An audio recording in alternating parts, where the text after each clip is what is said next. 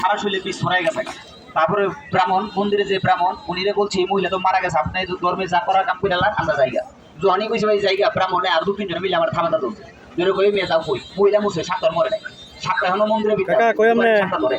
তারপরে বাজার মন্দিরে গিয়ে ঢুকি আমি সারাটা বাজার খুঁজি পাই না। লোকটার কই কাকা সাত নাই, তোমরা বিন বাজালে তো সাপ বেরিয়ে বলবো সত্য কথা বল। বিন বাজারে যদি সাপ ধরুনি মন্দিরে আমার থাম লাগবো, আমার বাইর থেকে বিন বাজাও বিনাই শুনে মন্দিরে সাপি আমার বাইতে যাইবো, ঠিক আছে কথা ঠিক না?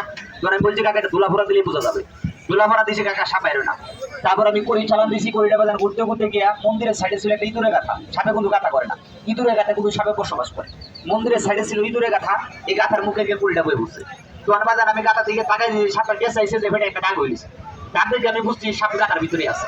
তখন বাজার একটা সাপলের গাথাটা খুঁজলাম, যখন এক থেকে দেড় পরিমাণ খুঁজতে রয়েছে যে সাপের পানি মাংস শব্দ বয়া একটা আওয়াজ করতে গর্জন, এই গর্জন দেখে একটা কামার রূপ পানি নেই। তখন আরেক মুরব্বী কইতেছে এই বেটা সাপের শব্দ না তুই হাত ঢুকা, আমি বালা বুদ্ধি দিচ্ছি হাত ঢুকাই আর কামড় খেয়ে মরি।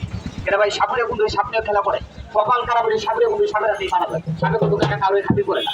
তারপর আমি আবার করিটা লইলাম, করিটা লইয়ে বাজার এই কাঁথাটা যখন শুরুটা বড় করছি করিটা দিচ্ছি চালান, তখন করিটা বাজার কাঁথার ভিতরে ঢুকিয়া সাপটা টাইনা বাইর করছে। ফ্যান তো সাপটার কোনো বীজ দাঁত ভাঙি নাই, সাপটা বাইরে কিভাবে তিন চারটা সুকুর মারি একটু দেখেন লাঠিটা কোথায় উঁচা লাঠিটা দেন এই যে আল্লাহ তুমি জানো। আস্তাক পরিমাণ সামলা গারুলিয়া দইমান ভদ্রা টিভি দইমান মাগর ধরে নিয়ে যে করে হেলা দুই তারা থেকে স্বপ্ন যুগে খেলা।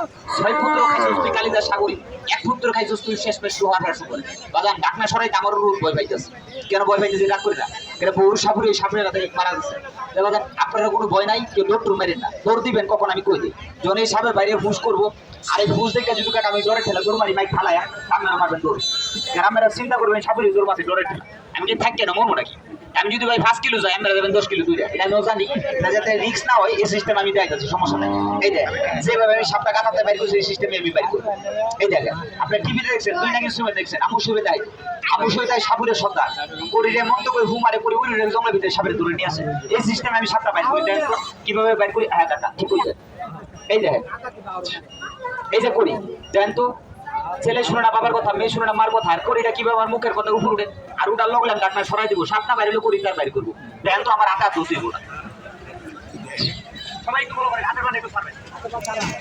এই যে আমি শ্রীপুর স্টেশনে একবার করিটা চালান দিছিলাম একটা অনুষ্ঠানে আমাদের দেওয়ার পরে এক লোক আমি তোমার চালাই বুঝছেন কি বুঝছেন পরিবিদের ব্যাটারি আছে আমি করে উপর উঠলো আসলে কিন্তু তাকে পরিবিতে কিছু নাই করে ঢুকলে আমার মুখের কথাই দেখেন তো উড়ে কিনা বাচ্চারা ছাত্র ফোরাবান কিন্তু আমি মন ভাই তারা নিতে না যেহেতু তারা এসে তোমরা কই করো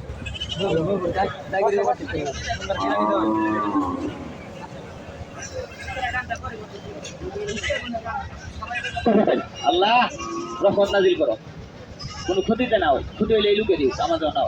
এই দেখ আর তো সাউন্ড দেয় এই যে বন্ধু দেন সাউন্ড দেন হ্যালো এটাও ঠিক পারেন না। হ্যালো হ্যালো হ্যালো হ্যালো হয়েছে সবাই তো এখন সমান করে।